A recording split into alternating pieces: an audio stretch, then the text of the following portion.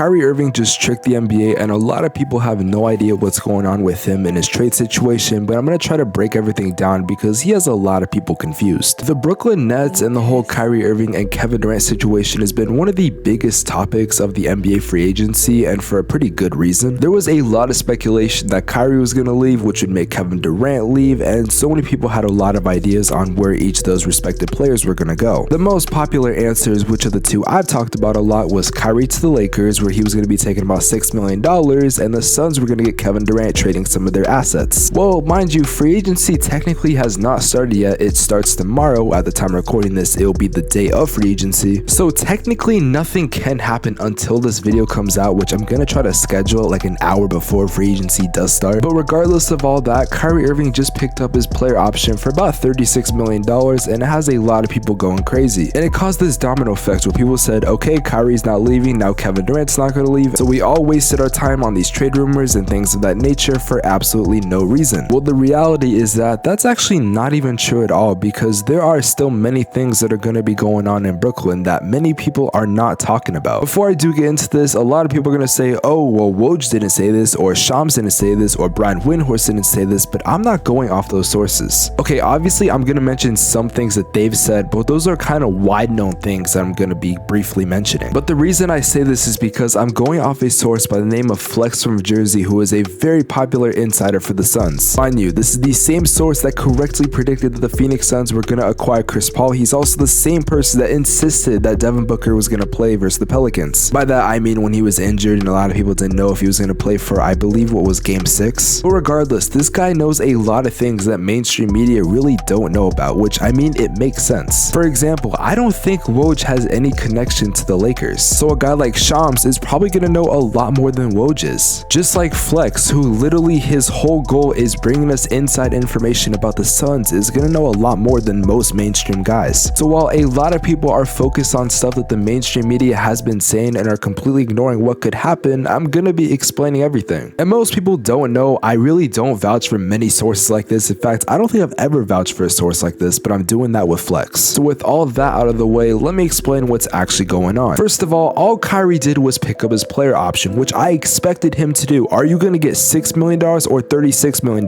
It's not that hard. Mind you, there's probably an equally, if not very close chance that either way, he could still play for a team like the Lakers, which I believe is his preferred destination. In fact, this actually does make things a lot more easier for Brooklyn, because now if they do trade Kyrie, which it's more than likely going to happen, which I'll explain in a bit, then they're going to be able to get something for him. I mean, shit, even if I got a second round pick, which obviously I know that would never happen, but in a hypothetical situation, I'd rather get something than nothing for him. This way, Brooklyn is going to be able to somewhat rebuild their team and get some assets back, and they can get rid of Kyrie Irving, which is kind of a cancer for the team. So mind you, with him taking his player option, like I said, he's going to be making about $30 million more, which I think was very much expected, and a lot of people think this just means the end. Let me just remind you guys that Kyrie Irving does not want to play for the Brooklyn Nets anymore. I'm saying this right now, I don't care if Kyrie Irving said today, I'm going to continue playing for the Brooklyn Nets, see you in fall, blah blah blah. I don't care. He has lied about every single trade situation he's ever been in, saying, oh yeah, I'm gonna play for this team, and then asked to be traded behind the scenes. This has happened so many times. Why the fuck would I believe Kyrie Irving now when he's lied about it more times than not? Kyrie Irving right now is actually looking for teams to possibly be traded to, which again is more than likely gonna be the Lakers. Also, let me just say while I'm reading my notes right now, today is the extension for a deadline, and at the time this video does come out, if he did not sign an extension, which I don't think he will, then don't you think that's gonna say something? The fact of the matter is that Kyrie leaving the Nets is not at all out of the table, and it still could very much happen. I'm not even gonna fuck with the trade machine because I think that's honestly useless, because you never know what these NBA teams are gonna do, plus the trade machine is somewhat flawed. Now, I want to talk about Kyrie for a bit because he's been talking about some weird cryptic fucking messages that I'm yet to understand, and it's honestly confusing and making him just look like a dumbass. So the day he took the option, he tweeted out, living in the age of no more secrets, no one can hide their hands anymore,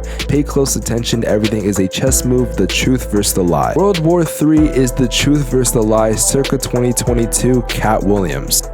What the fuck are you talking about? Alright, just letting y'all know, basketball is not gonna become World War III. It's not that fucking serious. I mean, he even said another tweet about this truth versus lie thing, which honestly, this is starting to piss me off. Look, I fucking hate NBA media as much as the next guy. In fact, I'm pretty sure it's somewhat built into my brand. But Jesus Christ, you cannot say something and then when people report about it, you're like, oh, you guys are lying on my name. Bro, you fucking said that and so did your camp. But to be honest, I'm not even sure what it is because I don't know what he's talking about or what he's trying to reference. I genuinely have no idea what he's trying to talk about or what he's trying to say, but he actually did try to beef with Stephen A. Smith, which I think that's still going on. I didn't want to actually talk about it that much because I had a video plan where I talked about players going after the media and kind of retaliating, so I'm only gonna say a couple things. Like I said before, I don't like the media, but the media literally gets paid to talk about you. Do I agree how they talk with you in some ways? Well, as of recently, kind of, yeah. But regardless, the things you put out and the things you say are gonna be reported by them. I mean, I'm probably gonna listen to the source a lot more than I would other people unless his name is Kyrie Irving. With most players, if I heard someone saying, oh, I'm being traded to this team or I want to leave this team, I would absolutely believe them. But with Kyrie, I don't believe him anymore. I genuinely think a lot of people have lost trust in Kyrie Irving, which I don't blame them. And now you saying that Stephen A. Smith is this terrible person, which I don't like Stephen A. Smith, I don't respect him, I would probably never shake his hand, but now you want your father and your uncle to like fight Stephen A. Smith, or you want your uncle and father to defend you